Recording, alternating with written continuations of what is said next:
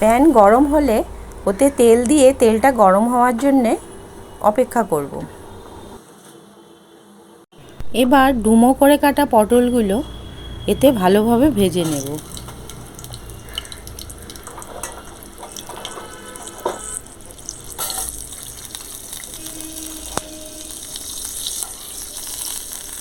পটল ভাজতে একটু সময় লাগে, ওগুলোকে উল্টে পাল্টে একটু সময় নিয়ে ভেজে নিতে হবে। পটল তাড়াতাড়ি ভাজার জন্য একটু ঢাকা দিয়েও নিতে পারেন।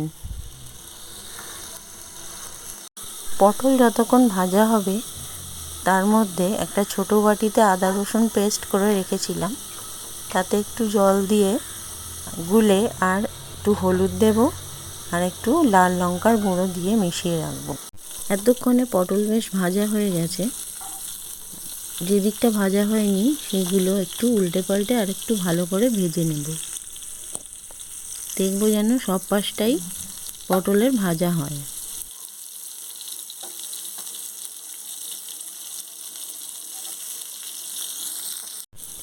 এবার ভাজা পটলগুলো একটা বাটিতে তুলে রাখবো।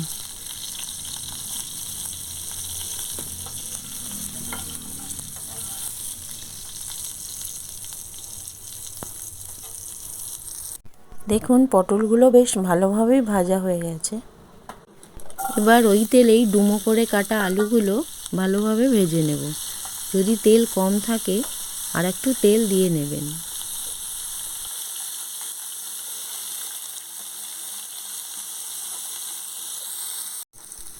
এবার আলুগুলো ভালোভাবে ভাজা হয়ে গেলে যে মশলার ঘোলটা করে রেখেছিলাম সেটা আলুর সঙ্গে মিশিয়ে ভালোভাবে কষে নেব। মশলায় একটু জল মিশিয়ে কষলে মশলাগুলো ভালোভাবে সবজিতে ঢুকে যেতে পারে। আলুর সঙ্গে একটু মশলা নেড়ে চেড়ে নেবার পর পটলগুলো এতে দিয়ে ভালোভাবে মিশিয়ে নেব।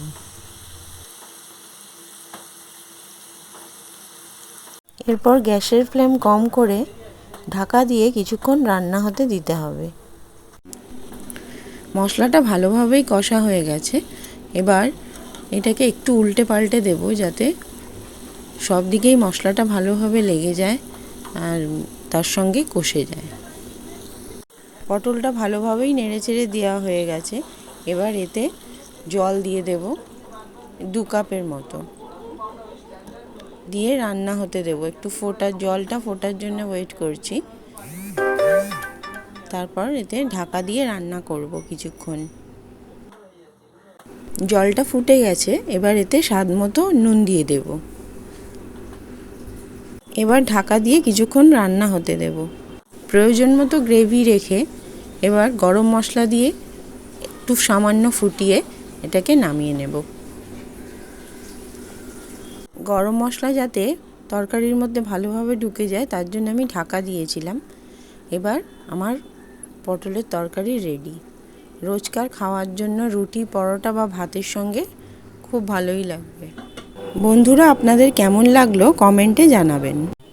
এরকম ঘরোয়া রান্না চটজলদি বানাতে আমার চ্যানেলটাকে সাবস্ক্রাইব করবেন আর ভালো লাগলে লাইক আর শেয়ার করে দেবেন।